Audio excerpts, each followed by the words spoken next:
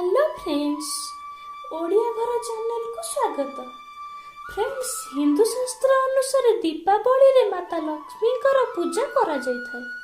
तेबे आसंतु जानिबा दीपावली रे केउ केउ जिनिस घरे रखिबा उचित नुहे।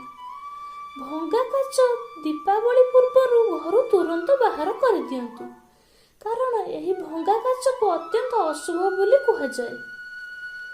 दीपावली दिन पुराणा झाड़ू रे घर सफा कर सारी तुरंत पुराणा झाड़ू को घर बाहर कर दियंतु एवं एही दिन नूतन झाड़ू किनी घर को आणंतु।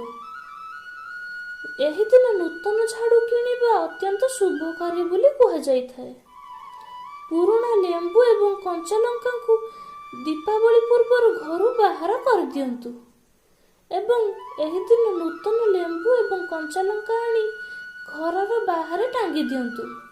यह द्वारा माता लक्ष्मी घर को प्रवेश होता है। घर पुराना छिड़ा कैलेंडर भांगी जाइतिबा घड़ी एवं भंगा मूर्ति को तुरंत घर बाहर कर दियंतु। दीपावली पूर्वरु घर सबु प्रकार अलिया आवर्जना तथा धूली सफा कर बाहर कर दियंतु। भांगी जाइतिबा ठाकुर फोटो किंबा मूर्ति तुरंत घर बाहर कर जल विसर्जन कर दियंतु। भांगी जाइतिबा खाद्य पात्र को घर बाहर कर देवा भल। बुढ़ियाणी जाल घर कौन स्थान भी जमीती न रुहे प्रति ध्यान देवा दरकार। जदि भी बुढ़ियाणी जाल घर कौन स्थान थाए ताको तुरंत परिष्कार कर देवा दरकार।